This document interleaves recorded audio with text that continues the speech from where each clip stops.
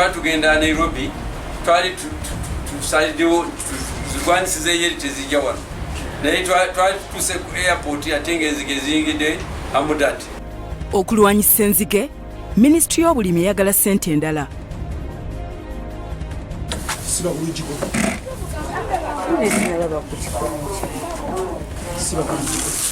Abatuuze mu Lubaga bawewedde ebikwa ebiyenje n'emmese bifuuyiddwa.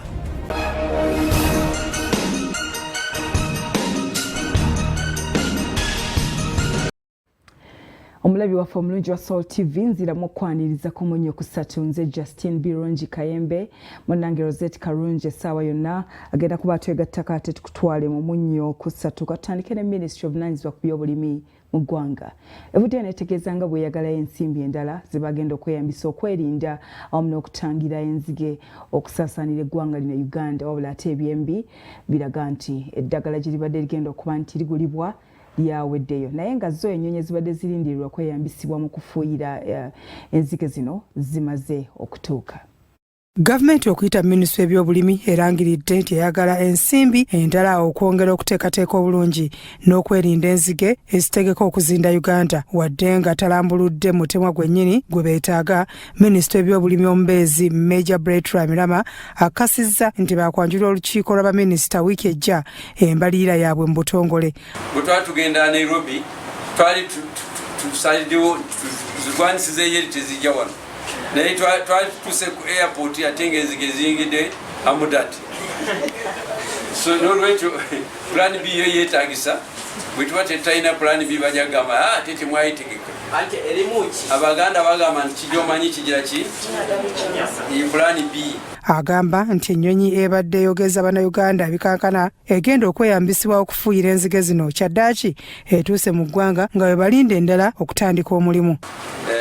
Aba Locust Organization be bagituwadde kubanga Uganda is a member. Ejja kubeera Moroto ate bwe kiba kyetaagisa nga tetulinawo swamu b'enzige ezibuuka bwe kiba kyetaagisa okuzikubira Kenya ku miriraano nga tezinaba kujja wano ennyonyi eno ejja kuba ekola mu area ya Turkana n'eya Karamoja. Tulina endala nayo ejja kubeera Soroti. Eno twagipangisiza tetwagiguze ng'omuntu bw'ayogedde twagipangisiza ejja kuba efuuyira enzige.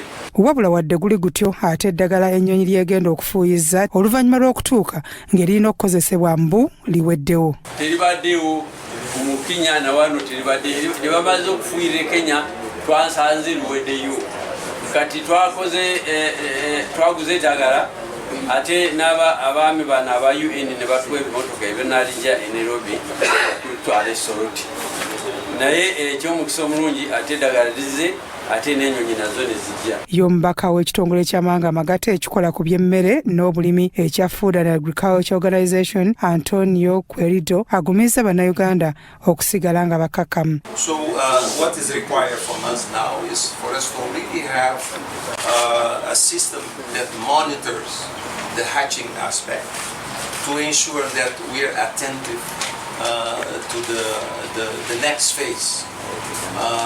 Enzige zasaasanira disitulikiti 17 okuva lwe zaayingira eggwanga ssabbiiti 2 eziyise nga n'obuwumbi 22 bwe bwateekebwawo okuzirwanyisa wadde nga buli lukya Bannayuganda bongera okwebuuza oba ddala enzige gye ziri nga n'ensimbi zino zaakola kye zaali zirina okukozesebwa. Bya Muhammad Wamala, Soul TV omunnyo. Webale nnyo Muhammad Wamala. Nga ensonga z'ebyenteekateeka ebyenjigiriza empya ekyayogeza abangi ebikankana ababaka ba paalamenti olunaku olwaleero bavuddeyo ne basaba Ministry ey'ebyenjigiriza olunaku olwokuna eyagala ejje mu maaso g'ababaka ayongera okuttaanya ku nsonga eno era nga ensonga y'ebyenjigiriza eno ewomeddwamu omutwe Minisita Rosemary Seninde asabye Clerk wa paalamenti alabe nga ensonga eno y'ebyenjigiriza eteekebwa ku lukangaga olw'olunaku olwokuna basobole okulaba nti beekuŋŋaanya bajje bongere okuttaanya ku bikirawo ku nsonga eno. akubiza olukiiko olukulu lw'eggwanga Rebecca Kadaga ayongedde okumyumyula mu mateeka era n'akangula ku ddoboozi eri minisitule w'ebyenjigiriza bw'atalabise ku lunaku lwaleero okujja okunnyonnyola paalamenti ku bikwatagana ku nsengeka ey'ensoma eya siniya ey'okuna nga minisita asabye okwongerayo ekiseera. I request that you allow us present on Thursday because, Madam Speaker, I believe this August House would like to get comprehensive and detailed responses. We are reading media statements to the effect that Parliament has no powers to stop whatever, to leave the curriculum alone. We're not trying to implement the curriculum as Parliament, but we are raising legitimate questions as people represent our communities. But she was also here on the day when this House directed that we must come here and explain. And I believe the minister recorded them, so we shall require answers on all those things on Thursday without fail. Kino kiviiriddeko abadde akubiza olukuŋŋaana omukyala Kadaga kulya mu ttama n'ategeeza ng'olunaku olwokuna ensalisala asimbyeyo senga banaalema okulabikako ajja kuba talina kyakkola okuggyako okukozesa amateeka okumyumyula mu buyinza bwe. We take a decision, give us time. Madam Speaker, I need to seek your guidance the way we should proceed on this matter. The Ministry of Education must answer those questions this week, and Thursday is the very last day. If you don't, we shall take you where you know. Yatumazeemu amaanyi ate bw'asindisa obusindisi ate nga basaba bbanga nti babongeremu balyoke bajje explaining term already yatandika curriculum n'abagisomesa bennyini tebagimanyi. Ebyo ngo bitadde ku mabbali waddeyo katemba atali musasulire omubaka okuva engora David Abalawaze nga akaalakaala n'ekicupa ekibadde kijjudde enzige atuuse otegeeza paalamenti nga babonaabona mu kitundu kye bw'abadde annyonnyola oluvannyuma n'abuuza gwazikwasa nga bakabamba tuse n'okuwa amagezi ng'enzige zino bwe zitasaana kuba mu lukiiko olukulu lwa ggwanga kubanga za bulabe. Okay, Madam Speaker, allow me first of all, Madam Speaker, to show the whole world that the locusts exist. And now I want just to be informed whether I can lay them on the table. That's number two.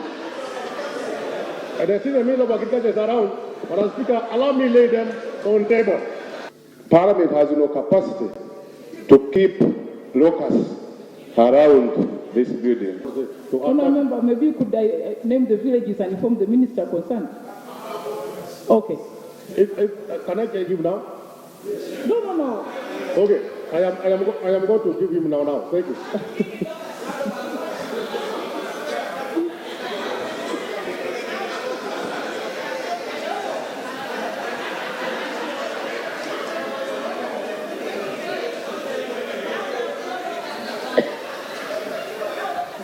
Right Honourable Speaker, I would like to propose that the Honourable hands over the live desert locust to the sergeant at arms for disposal, because Kampala can be invaded from these live insects. Let them be handed over to the sergeant at arms so that we know that they are dealt with.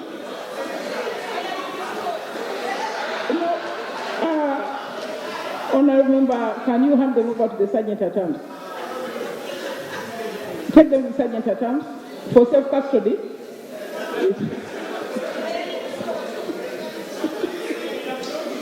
Madam Speaker, I would like to warn members and the general public. Order members. I would like to warn members and the general public. We are spraying at the same time, and some people are catching locusts. It is not wise to eat locusts because we are spraying. Russell TV, nze Grace Girinya, Nelia Sajabi, omunnyo. Bye bibadde mu paalamenti y'eggwanga nga tubitadde ku bbali bannansi b'eggwanga erya Rwanda bana bayingidde mu Uganda nga bayita mu bitundu eby'Enchwera Rwensama mu disitulikiti y'e Rukungiri era bano bakwatiddwa basiŋŋaaniddwa nga balina ebisi okubadde magazini z'amasasi awamu n'ebirala okubadde n'ebyambalo by'amagye. Bano basindikiddwa mu kibuga Kampala era bateekeddwa mikono gya poliisi. Kakati mu mbeera y'emu minisita Kuteesa agamba nti Omubaka wa Rwanda mu Uganda Major General Frank Mugambaji akwasiddwa abadde abasibe wano mu Uganda bannansi b'eggwanga erya Rwanda n'asiima nnyo ekikoleddwa. Agambye kino kimu ku ebyo ebigenda okwongeza enkolagana ya Uganda ne Rwanda. Abantu bana bannansi ba Rwanda bakwatiddwa Enchwera Rwenshama mu disitulikiti y'e Rukungiri mu bugwanjuba obw'eggwanga nga balina emmondo n'amasasi nga babadde babitambuliza mu mmotoka. Abakwate be Bambabazi Tulyaneeza ow'emyaka 35, Justin Muguma ow'emyaka 33, Sengeyunga John Cloud ow'emyaka 38 n'Endayisenga Johnson ow'emyaka 35 okusinziira ku akulira poliisi Nawunyi ASP Okot Nelson. And we impounded the vehicle. We recovered 4 radio calls, 2 magazines. All of them were full. We recovered 2 grenades, totas, and we recovered a sweater. Okoti ayongeddeko nti abakwate baweerezeddwa e Kampala ne bye babakutte nabyo mu bitongole ebibasingako ebyabakuumaddembe. Babuuzibwa 45 era nga bateeberezebwa okwagala okwenyigira mu kutabangula Rwanda. And I tried to get in touch with the Lieutenant Colonel of Swera. He said, before I go to ransom, I take these people to ransom police post. Police stations. I should further cross from ransom. Swera. Okusinziira ku nzikiriziganya ezaatuukibwako wakati wa President Paul Kagame owa Rwanda ne Yoweri Kaguta Museveni omukulembeze w'eggwanga baasalawo buli ludda okuyimbula abasibe be baalina era kino kikoleddwa ne leero. Abakungu okuva ku kitebe kya Rwanda mu Uganda be babaddewo okufuna bannansi baabwe 13 nga minisita w'enkolagana y'eggwanga n'amawanga amalala Sam Kahamba Kuteesa yakikoze mu Kampala. Minisita Kuteesa agamba nti eno y'emu ku nkola ey'okumalawo obugulumbo wakati w'amawanga gombi nga kubaddeko n'abakyala basatu n'asaba ne bannaabwe ab'e Rwanda bakole batyo. It must be understood that the withdrawal of the charges against these people, just as with the 9 that were released on the 8th of February 2020, does not in any way suggest that the accused are innocent of the charges for which they were being tried.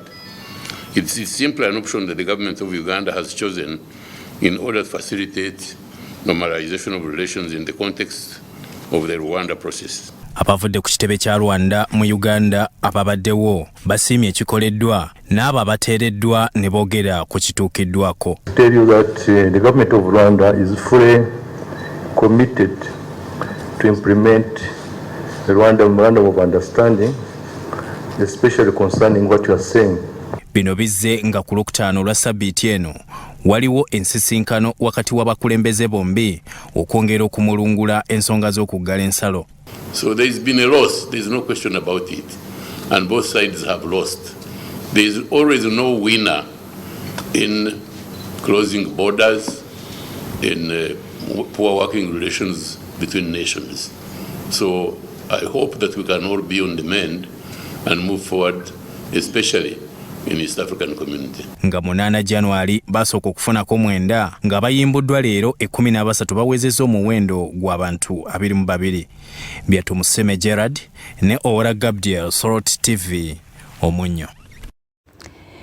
Ebyo bwe tubitadde ku bbali abagoba ba bodaboda mu kibuga Kampala bakedde kwekalakaasa nga bawakanya engeri KCCA awamu ne poliisi gye bakwatamu gye bagamba nti kisukkiridde balinga abaagala okubalimya Kampala. So nga tembitundu ebyeruweero Kasana waliyo abakozi ku kampuni eyitibwa Golden Fasteners Uganda Limited geno y'Abapakistan nabo bakedde kwesuula mu julume. Ebikola babitadde wansi nga bawakanya ekyokuba nti omusaala gwabwe guluddeyo nnyo.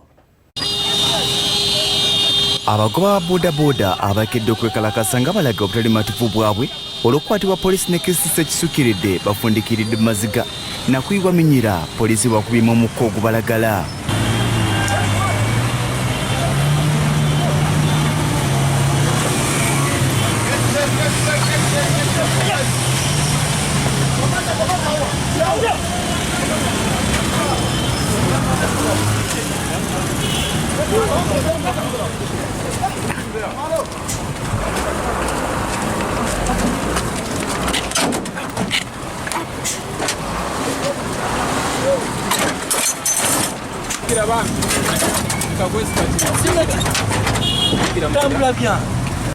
bano abatandikidde ku luguudo olwa Namirembe okunga bannaabwe bayise ku nguudo ez'enjawulo ne pikipiki zaabwe wakati mu kusalako ezimu.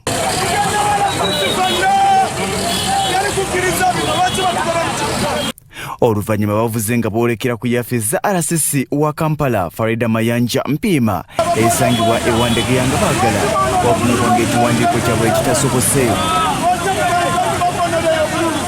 Tetugenda kukkiriza abantu kugoba abantu bisala bya kulonda. Okulonda kutuuse tugenda kulonda abantu batandise okugoba abantu tesitibajja kukunya abantu bisala bya kulonda. Wakati mu kwekalakaasa omukomi wa Embassy ya Nigeria akuttemu ku pikipiki zaabwe era ono asimatuse gajambulwa.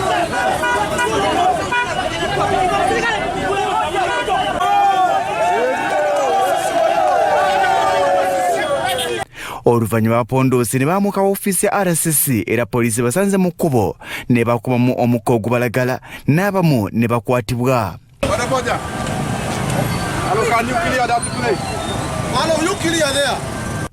Omwogezi wa poliisi mu Kampala n'emiriraano Patrick Onyango agambye nti bano wadde nga babadde n'ensonga yaabwe ne RCC abadde tabasuubira olwaleero. Naye RCC baleta amanyi ekigenda mu maaso nga tebamutegezezaako tugenda kubeera ne puroguramu bweti ne bweti. Ate babakozi okuva mu kampuni eya Pakistan eya Golden Fasteners Uganda Limited esangibwa ekasana mu district ey'e Luweero batadde wansi ebikola ng'entabwe evudde ku bakulira kampuni eno obutabasasula musaala gwabwe. Bano nga benyigira mu bintu eby'enjawulo mu kaseera kano bali ku ddima ery'okuzimba wooteri gali kwoleka era yasomba abakozi okuva mu bitundu by'eggwanga eby'enjawulo be balemereddwa okuba nga basasula. We have been brought from home. We have our home. Tulina abakazi, tulina abaana ewaka. Sikugamba no. Ne batubagamba tugenda kudda tebatulekawo buli ppaka ssaawa zino kuva Lwakutaano. Okusinziira ku yinginiya William Gidagweyi eyaweebwa omulimu gw'okuzimba wooteeri eno agamba nti abaana bamusaba ssente zaabwe wabula naye bakama be bamwesuluba tebakyayagala kwogera naye. Okukola silabu ntize kwa mulimu gwa shuttering era nali ndokola silabu nali ndikoze ngate okumaliriza ngenda okulaba omukaga nga yekyanga sibitegeera kyava ku embeera enewaliriza atwala poliisi ey'e Luweero Isaac Kushaba okujja bunnambiro okakanya abakozi bano. So kati ngenda kufuna meeting n'abano ne ba manager baki ba site eno bambuulire nabo balete ebitabo byabwe badde ba recordinga. Kayofu bewafu okwogerako ne manager wa kampuni n'agudde butaka wabula nga beevumbye akafubo ne poliisi okulaba nga bazza embeera mu nteeko. Bikusakidwa Wandulu Bone, Semambu Joseph ne Kawuya Samuel ku Rasort TV Omunnyo. Weewaawo nga tubitadde ku bbali kati tugende butereevu mu nsonga ez'emboozi yaffe ey'ebivumbuddwa ne Noelin Namayanja awangalira mu ggwanga erya Iceland. Tumukulagidde ebbanga eriwerako n'ensonga ze ez'ensimbi ziyaweereza mu Uganda ne zibulankanyizibwa mu banka eya Exim gye biggweeredde nga tuuse mu banka enkulu ya Uganda era Dr. Wilson Sonko aliko byayongedde okunnyonnyola wakati nga tufundikira emboozi ya Namayanja.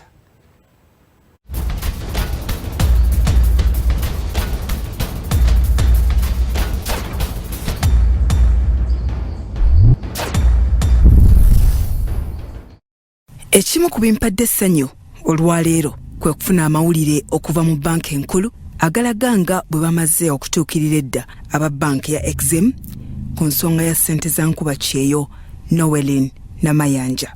Bwe twakomye eggulo nga Dr. Wilson Sonko atandise okutunnyonnyola ku kaada omuli ey'okulonda enkadde eyakozesebwa mu banka ya Exim okugaba ssente. Dokita, ogamba nti wabeerawo ebintu bye mukola ki?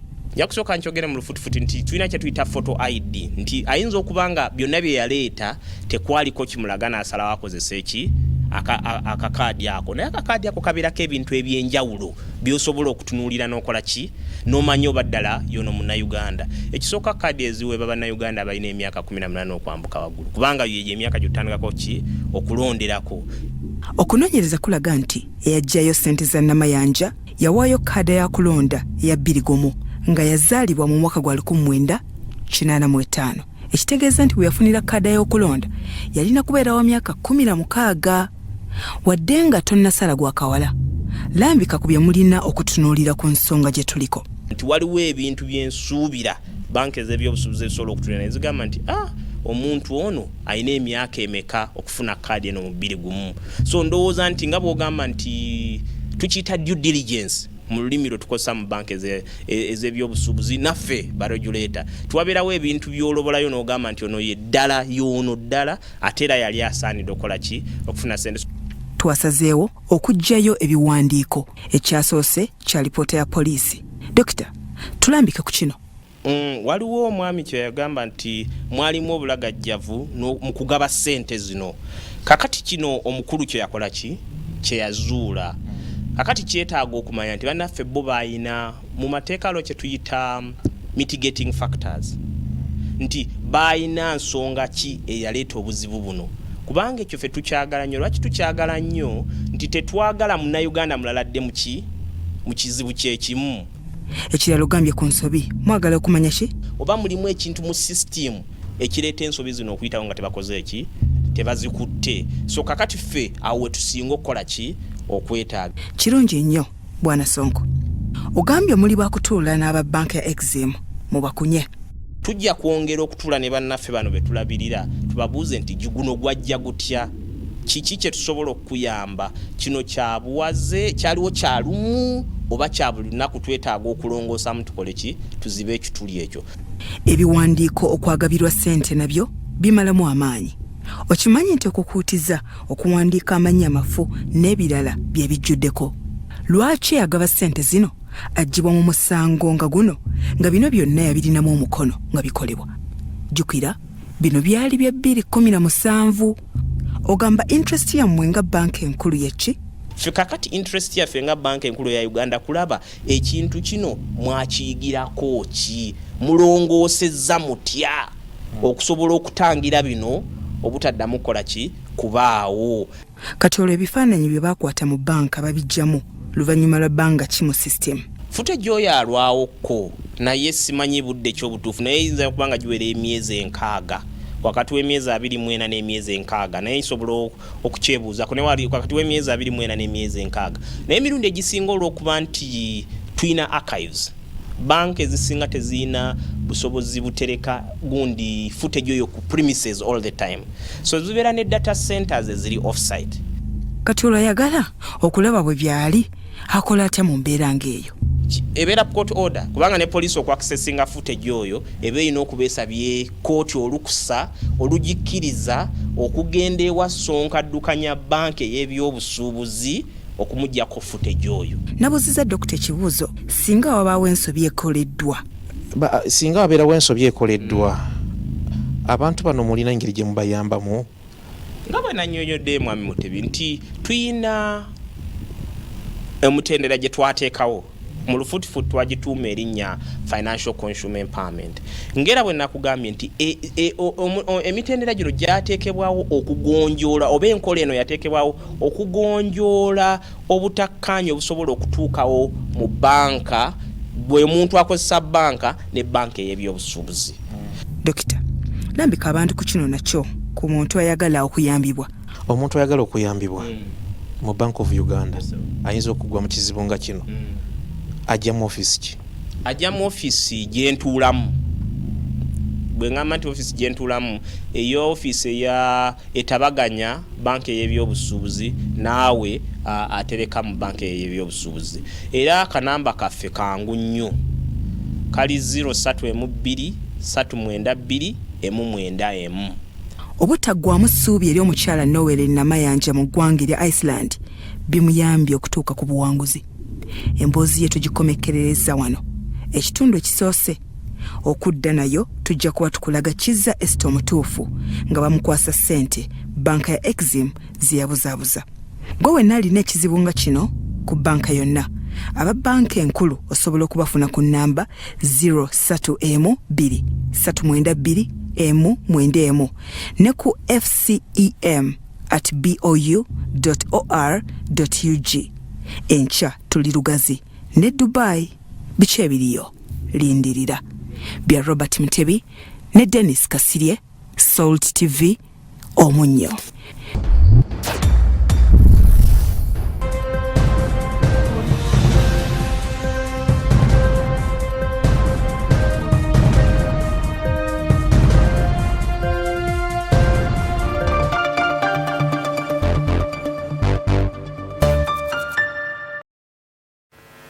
Nkwebaza okuba nti okyalaba Omunnyo ku Satu Salt TV.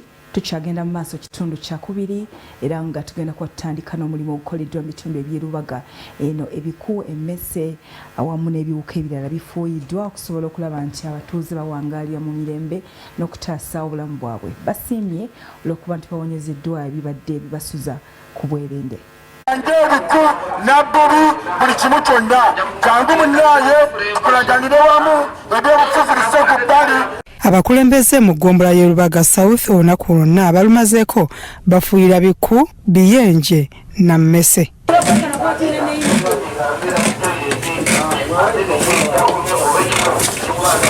Ebyalo ebibadde bisinga okutawaanyizibwa ebiwuka bino kwe kuli Kabaawo zooni, Nateete, Kigagga zooni, Ssembule ezooni bakira abakulembeze b'ebyalo n'abatuuze beegasse okulaba nga balwanyisa ebiwuka bino. Kati nali ntuddeawo nga ndaba abaana beetakula omubiri gwonna abato ne banga amalira abatufa amaletufa n'abatufa ne mbabuuza nti mufaaki tiwaliwo ebituluma ekiro ne mbaga nti maama gyali nti gyali kati omwana n'antwala eka ngenda okutuuka kati malira bawe tusula nga wajjudde ebiku bitambula ne ku bisenge bwe biti nga biri mu njatika nga bitulumye muwangadde nabyo emyaka ng'ebiri. Kyokka pano olutuuse mu Kabaawo zooni basanzeyo omuwala ategerekeseko ya Shadia ono akwasizza abantu ennaku bw'alomboze engeri ebiku n'ebiyenje gye bimuyisaamu. You saw this one. You saw this one. Like this one. I doesn't like a chiku. You know? Chiku chiyanje. I doesn't like it. You know? I'm going to come with a chairman for underage like this one. Abavubuka bapangiziddwa okufuuyira ebiwuka bino obwedda bakola butaweera okulaba nga buli nju waakiri bagifuuyira saako ne kaabuyonjo. Ku mubiri siino n'omuliro yali kunfuuyira ku mubiri abadde bijjamu nga tuseewo ebikajjo byaffe sooka obijjeyo nawe baleme bifuuyira ddagala biibyo wadde kyebyokulya ebala ate babifuuyira eddagala letangira nenya mu kikajjo. Magumba Umar omu ku bakulembeze b'abavubuka mu kitundu ategeezezza nga abatuuze obwavu obubayitiriddeko nga tebakyasobola na kugula ddagala lifuuyira biku. Bali mu mbeera mbi nnyo nga bw'okiwulira omuntu abula n'ak'okulya ataakwate sente agula eddagala ly'ebiku ne malaga muluma n'afuna kaali wakiri naye nga taguze eddagala lya biku. Abatuuze bagamba nti mu kiseera kino baakufuna ku mpeke y'otulo oluvannyuma lw'okubayamba.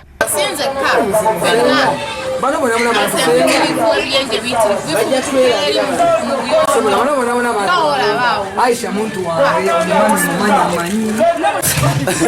okumanya ebiku biruma bikambwe nyo ekiruma bo ekitwala butwazi bulamu bw'omuntu n'omusaayi kigutwalirawo wamu aye ekitwala omusaayi kitegeeza oba nawe togenda kuba mulamu. Tulina okwagalana mwalireese tagenda na kuligula Kabaka Misaya nanyini Buganda nonyini Buganda Ssaabasajja agerekere emigenda abereko Kabaka wa wano n'ebiku bagenda kubita ate mwabisse nadda kyekiganye blood. Abatuuze bongedde okumerera emisumaali abakulembeze baabwe be bagamba nti baliko kye babayambye.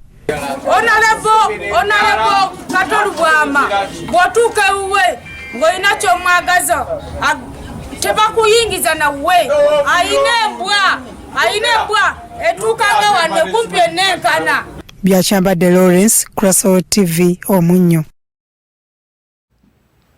Ku luguudo lwa Kyaddondo 1 e Bukesa waguddewo akabenje abantu 6 ne basimatuka okufa oluvannyuma lwa kirukululana okulemerera omugoba waakyo ne kyagala okuyingirira akasaaluuni so nga yo pikipiki ebadde mu kkubo egoyeddwa n'efuuka capati.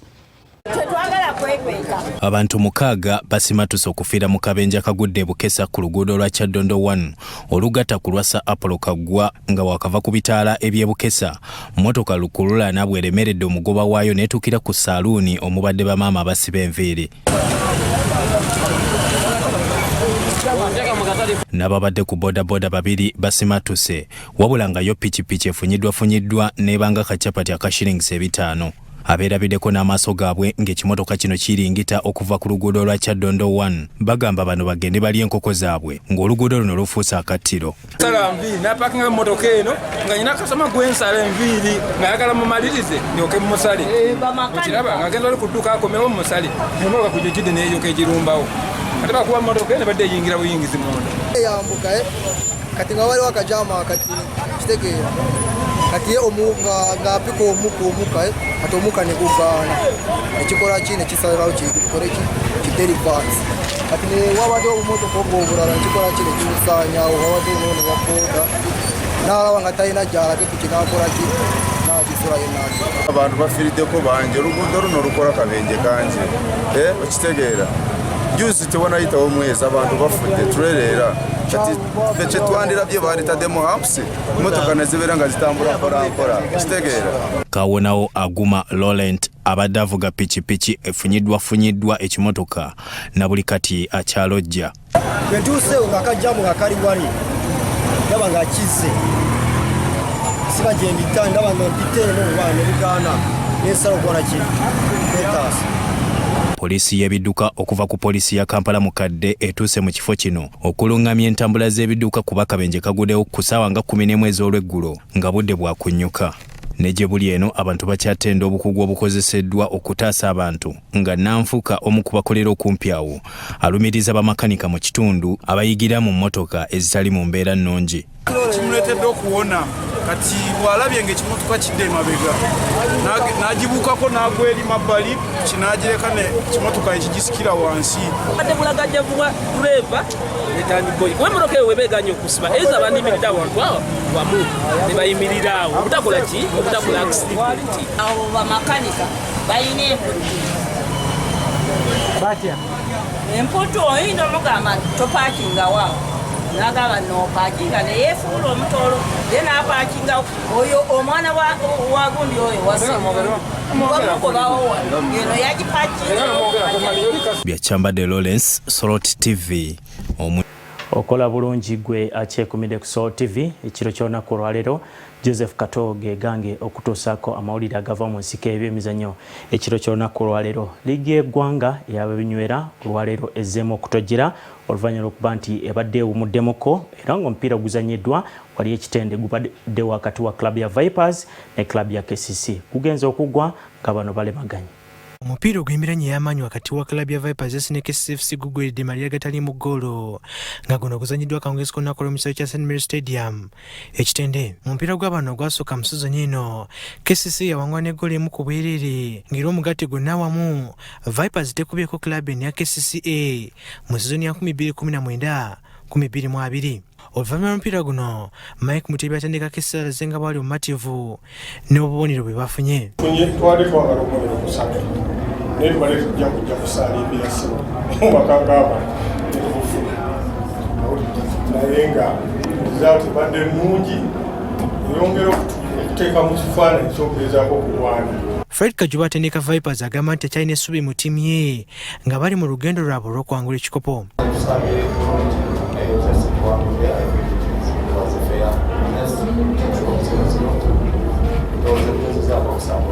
Mwimpira emere ezannyira olunaku olw'omu liigi y'eggwanga y'ababinywera Busoga United ekubiddwa goals 3 ku bwereere. Police ekubiddwa Bracers goals 2-1 ate nga Kisojansi ekubye Maroons FC goals 2-1. Liigi y'eggwanga y'ababinywera yakuddamu okutojjera olunaku olw'enkya n'emipiira ena nga AS Village ogezannya Odumparaka, Express yakuzannya Toro, Chetume yakuzannya n'Embara City, Sakone Proline ng'ezannya club ya Ball. Wetogera kati Vipers ekyali waggulu w'ekimeeza kya liigi y'eggwanga y'ababinywera n'obubonero 50. KCFC ali mu kifo kya 10 n'obubonero 45, AS Village ogwo kya 3, URA kya 4 ate bwe tugendako wansi w'ekimeeza kya liigi y'eggwanga y'ababinywera Police FC, Toro United, Sakone Proline be basibye ekkira. Kabenga Yusuf, Sorot TV, Omunnyo. Bwe tuvaako eyo ku liigi y'eggwanga ne tugenda mu mpaka eza CHAN olunaku lw'ejjo mu ggwanga erya Cameroon obululu bwakwatiddwa era nga bwagenze okukomekerezebwa nga Uganda eri mu kibinja kya omuli Morocco, omuli Togo ne Rwanda balirwana abafe. Wabula omutendesi wa timu y'eggwanga the Cranes Jonathan McKinstry atubuulidde ku ki kyalowooza ku kibinja ekyo. Okay. I think when you look at Uganda's performance at CHAN over the years, it's probably been one of the disappointments for Ugandan football because the UPL is a very competitive league. Every year, 7, 8, 9 players get the opportunity to move outside of Uganda, which shows you that clubs here in the UPL are doing something right. They're developing good, talented players ready to move outside Uganda. But that hasn't been reflected in the CHAN performances. Now, there's many reasons for that. One of them, we're going to start our training camp on the 2nd of March, and so our plan is to call around 32 players into camp sort of the final week of February. So it's going to be quite soon. There's still a few UPL matches. Bwetugenda ku mawulire amalala agava mu nsiike ey'ebyemizannyo, Joshua Cheptegei yagenda okukulemberamu empaka za Source of the Nile ezaakomezeddwawo mu Uganda nga Uganda Athletics Federation y'ekikulembeddemu.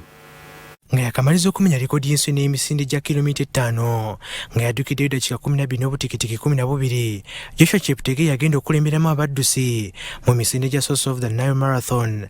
Aba Uganda Athletic Federation nga bano ne bafuga omuzannyo gw'emisinde mu ggwanga ze bazize obujja. And to give us an alternative full marathon. We are having a half marathon, but we hope it will grow to a full marathon. Twasemba okubeera nazo mu 2013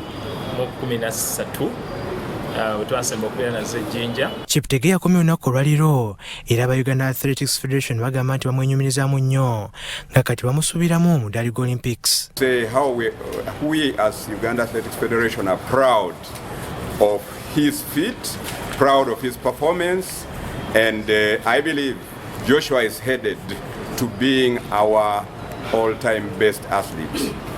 The previous record was, of course, was planned, and of course, I can say what was left alone was for me to execute because I've been doing smart training, of course, and with the watch of my coach from the Netherlands and Coach Gia, and everything has been going perfect. So I believe that it was not a surprise that maybe I was going to make a world record. Looking into the previous race, of course, I can say that it's now in the past. Now I'm headed for a new challenge ahead of me. Empaka za Source of the Nile zakola ng'okusunsulamu abanagenda mu mpaka z'emisinde gy'ensi yonna eza half marathon ng'eno Uganda yakusindikayo abaddusi 10. Tugenda kuzeeyambisa okulonda ttiimu egenda okutukiikirira mu mpaka z'ensi yonna zigenda okuba Poland omwezi ogujja nga 29. Era mu mpaka ezo tusuubira nti tujja n'okusikiriza companies endala. Empaka ez'amaanyi Uganda sako ne Cheptegei ze basinza okuteekako amaaso ze Olympics nga zino zakubeera omwezi ogw'omusanvu omwaka guno nga abaddusi 13 be bakasunsulwamu naye nga n'abalala bakyeyongera. Wetoogerera Cheptegei awangudde emidaali gya zaabu mu misinde omuli empaka ez'ensi yonna, empaka za Commonwealth ng'amenya likodi eziwera nga kati abuzeeyo empaka za Olympics. Kabenga Yusuf, Salt TV, Omunnyo.